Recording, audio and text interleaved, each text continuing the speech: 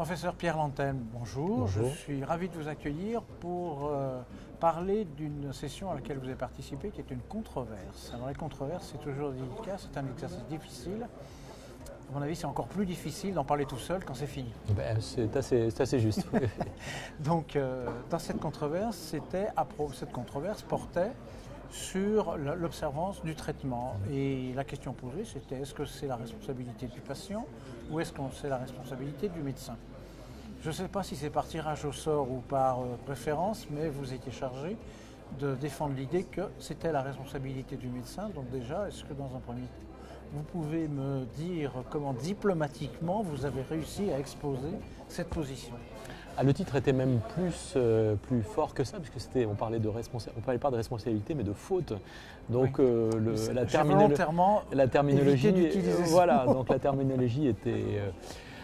Alors c'est une situation déjà qui est éminemment complexe, l'observance, et on sait qu'on a beaucoup à s'améliorer dessus, parce que finalement, sur des maladies chroniques comme l'hypertension artérielle, malheureusement, probablement près de la moitié, voire plus des patients ne prennent pas correctement leurs patients sur la durée. Donc ça, c'est un constat qui ne souffre pas de controverse particulière.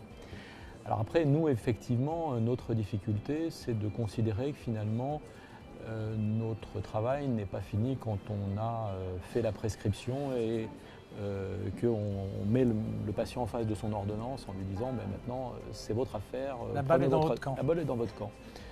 Et cette position que j'ai défendue avec plaisir, je la trouve juste et équilibrée, c'est-à-dire que finalement on ne peut pas se dédouaner de ce qui se passe dans cette période-là pour plusieurs raisons. D'abord, il y a tout un courant qui tend à faire évoluer la relation médecin-patient. Effectivement, la relation médecin-patient, elle est au centre de l'observance. Et on n'est plus dans une situation où le médecin est paternaliste, décide pour son patient. On est idéalement dans une situation où il faut obtenir l'adhésion du patient au projet thérapeutique et donc finalement être plutôt dans une relation de type enseigné-enseignant ou enseignant-enseigné. Et là, pour tous les gens qui sont des enseignants, et même pour tout le monde, on sait très bien que quand quelqu'un ne comprend pas un cours qu'il a reçu, ce n'est pas forcément qu'il n'est pas bon, c'est peut-être que le message avait été mal délivré. Donc c'est cet angle-là que j'ai abordé sur les aspects de communication médicale, en termes de choix des mots, en termes de compréhension, où finalement il y a un certain nombre de données qui montrent qu'on n'est pas compris, qu'on utilise des mots comme même l'hypertension artérielle, qui est un mot qui évidemment personne ne remettrait en cause, mais qui est un mot finalement qui amène une confusion dans l'état des gens. Hypertension, stress, est-ce qu'on est traité parce qu'on est stressé, est-ce qu'on arrête son traitement quand on est plus stressé? Et puis on a aussi, moi je trouve, un souci avec la clarté de nos objectifs tensionnels, de nos recommandations. On a des recommandations qui sont très variables, qui sont sans cesse modifiées. Et j'ai montré la recommandation de la Société européenne de cardiologie qui effectivement montre des seuils en fonction des objectifs plutôt de tension, en fonction de tout un tas de situations qui sont déjà difficilement intégrables pour le médecin. Donc on imagine que pour le patient, le message doit être encore moins clair. Donc ça, c'était une partie de ma démonstration. C'est un petit peu le jeu des gens qui se passent un message autour de la table et à l'arrivée... Ouais, exactement. Et puis l'autre partie de la démonstration, c'était finalement que dans le diagnostic de l'observance, qui est l'autre grande responsabilité finalement du médecin, eh bien finalement je crois qu'on est persuadé de bien faire, mais finalement peut-être qu'on ne se préoccupe pas si bien que ça de l'observance pour tout un tas de raisons. Une raison qui est peut-être le temps de la consultation aussi, parce que finalement les consultations sont quand même assez courtes et que quand on totalise toutes les étapes de la consultation, mais il ne reste plus tellement de temps que ça pour faire de l'éducation. Et à la fin. Et à la fin, exactement. Donc ça c'est un point très important. Et puis sans attaquer Xavier Girard, qui était donc mon opposant, et pour qui j'ai beaucoup d'amitié et de respect, parce que c'est vraiment quelqu'un qui nous a beaucoup appris et qui continue de nous apprendre beaucoup. Finalement, les questionnaires d'observance, ce sont des questionnaires qui sont presque assez stigmatisants pour le patient. D'emblée, ils mettent l'éclairage sur « vous n'avez pas pris votre traitement », mais finalement, nous qui jugeons notre message, qui jugeons la qualité de la compréhension de notre message, personne finalement, donc on ne peut pas mettre en relation finalement la compréhension du message, la qualité par rapport finalement au résultat.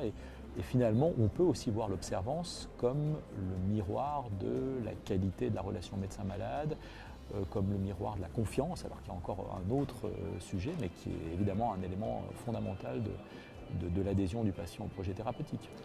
Donc je suis assez convaincu que le médecin a un rôle très important. C'était d'ailleurs de toute façon une ligne que Xavier Girard avait mise sur sa diapositive de fin pour bien dire qu'il reconnaissait qu'on avait un rôle plus que fondamental. Je reconnais bien Xavier Girard et je pense qu'être opposé à lui dans ce genre de controverse, avec son humour aigu, pointu, ça doit être un sérieux challenge. Oui, et d'ailleurs, quand j'ai accepté cette controverse, je ne savais pas à l'époque qui serait en face de moi. Bon, je lui avais réservé quelques petites surprises. Alors justement, est-ce que Xavier Girard a avancé un ou deux arguments pour n'en retenir que cela, qui, en faveur d'une faute du patient, vous auraient séduit, vous ont séduit? Non, il y a toujours bien sûr des éléments, quelques éléments qui ressortent et qui sont typiquement des éléments qui sont liés à la mauvaise observance. On sait par exemple que les patients, plus on avance en âge, plus on est observant. Alors avec les limites après des troubles mnésiques, etc. Mais enfin, en tout cas, l'âge est un facteur de compliance au traitement. Les femmes sont aussi plus compliantes au traitement, donc ça c'est effectivement des critères qui sont intrinsèquement liés aux patients. Le nombre de traitements, ça ressort plus ou moins, mais en tout cas il y a quelques items qui sont effectivement spécifiquement liés au traitement et qui reviennent dans toutes les pathologies. Et puis évidemment le vécu du patient par rapport à la maladie chronique, c'est quand même pas simple de passer du statut de bien portant à celui d'un renoncement à celui de bien portant.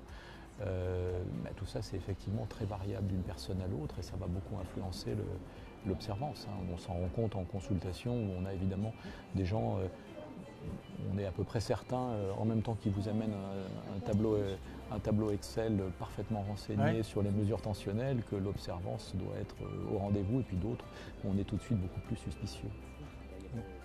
Voilà, je crois qu'on a fait le tour très rapidement du pour et du contre. Oui, c'est difficile de résumer en 5 minutes une controverse de ce type. Et est-ce qu'on peut conclure là-dessus, ou est-ce que vous avez d'autres choses à rajouter? Non, peut-être que vous n'auriez pas eu l'occasion de dire dans cette séance.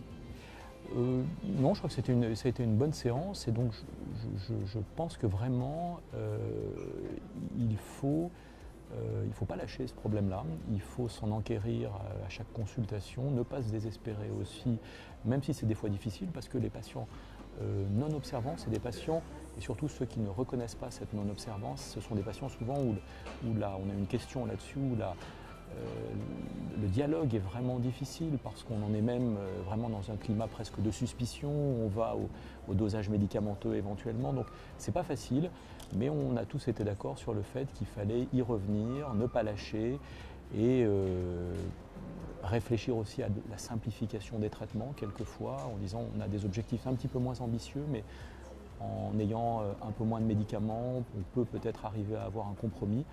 Et en se disant peut-être qu'un jour on y arrivera, mais en tout cas il ne faut pas hésiter à répéter. En tout cas, on a certainement un rôle majeur dans la diffusion des messages et dans l'observance. C'était le mot de la fin. Je crois. Merci beaucoup.